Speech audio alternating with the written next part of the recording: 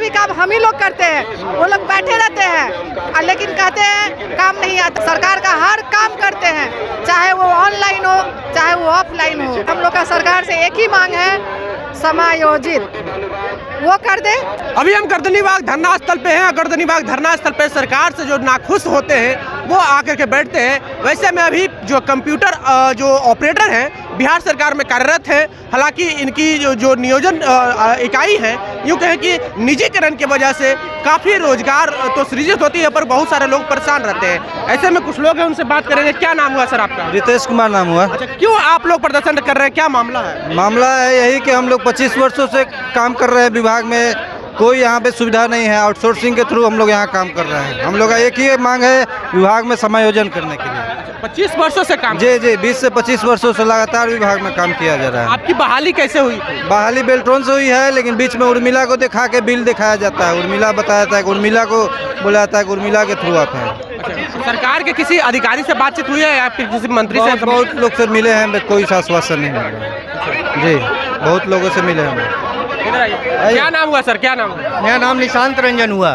सरकार तो बहुत अच्छा काम कर रही है, फिर भी आप लोग आंदोलन देखिए, सरकार ठीक है अपना अच्छा काम कर रही है, लेकिन हम लोग के भी बारे में कुछ सोचें, क्योंकि हम लोग बहुत अल्पभोगी वेतन है हम लोगों का, और हम लोग चाहते हैं कि जो एक परमानेंट एम्प्लॉय को जो सुविधा दी जा रही है वो सुविधा हम लोग को भी मिले, क्योंकि हम लोग के भी ऊपर जो है काम का बर्डन बहुत ज़्यादा रहता है। ठीक है, जिसके कारण हम लोग चाहते हैं कि हम लोग को जो है कि समायोजन किया जाए। ठीक है, क्या नाम हुआ मैडम? मेरा नाम आभा कुमारी हुआ, मैं PhD से हूँ। दिक्कत क्या है मैडम, क्या अंतर है? आप लोग को काम करवाया जा रहा है, पैसे भी समय से दिया जा रहा है, तो दिक्कत क्या है? काम तो करवाया जाता है, हर काम हम लोग करते हैं, क्लर्क से लेकर चपरासी से लेकर इवन की फाइल तक भी हम लोग ढोते हैं, लेकिन हम लोग को आउटसोर्सिंग में काउंट किया जाता है। आउटसोर्सिंग हटा करके हम लोग का सरकार से एक ही मांग है, समायोजित वो कर दे।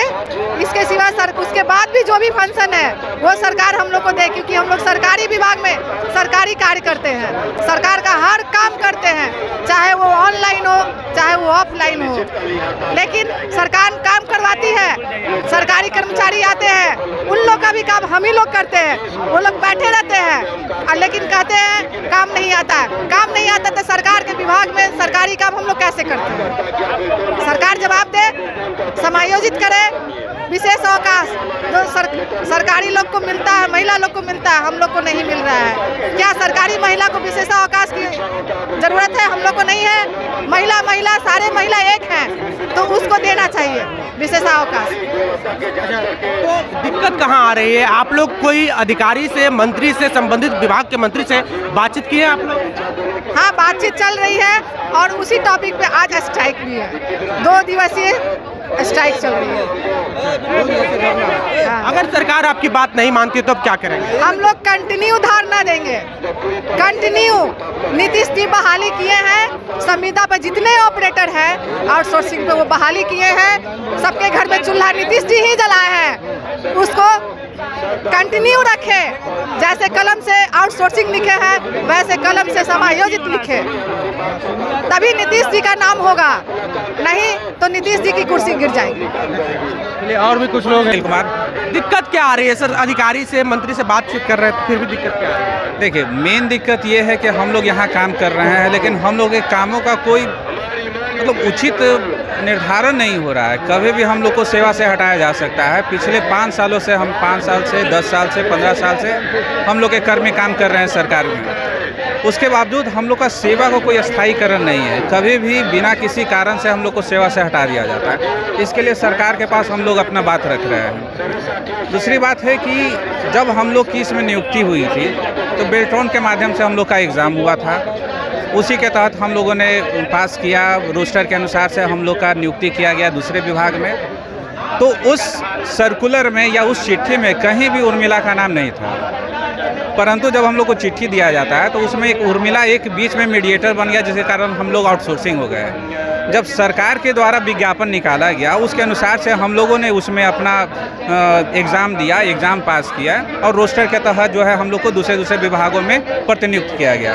मेरा कहना ये है कि जैसे एक सरकारी संस्था SSC है, वो भी एम्प्लॉय का निर्धारण करती है, चुनती है, उसके बाद सभी कर्मी सभी विभागों में वो जो है प्रतिनियुक्त करती है, तब तो उसका आउटसोर्सिंग का नाम नहीं आता है। परंतु हमारे यहाँ ऐसा क्यों हो रहा है? एक बेल्ट्रॉन भी एक तो सरकारी संस्था है, हम लोग जहाँ काम कर रहे हैं वो भी एक सरकारी संस्था है। जब दोनों सरकारी संस्था है तो बीच में उर्मिला कहाँ से आ गई है? जबकि नियुक्ति के समय कहीं उर्मिला का नाम हम लोग का जिक्र नहीं किया गया था। ये एक तरह से हम लोग को बाहर किया जा रहा है, बिना कोई एक जगह बनाया गया है जिस कारण का बाहर किया जाता है। हाँ, बिना कारण का हम लोग को बाहर करने का एक जगह बना कर चलिए, तो बगैर कारण का इन लोगों को बाहर करने का एक रास्ता तैयार किया गया है। और जब बेल्ट्रॉन के माध्यम से इन लोग की बहाली हुई थी तो उर्मिला का कहीं कोई जिक्र नहीं था, पर बीच में उर्मिला को लाया गया है। बहरहाल, आपको हमारा वीडियो कैसा लगा प्रतिक्रिया कमेंट बॉक्स में जरूर दें। बने रहे जोहार हिंद के साथ। बहुत बहुत धन्यवाद।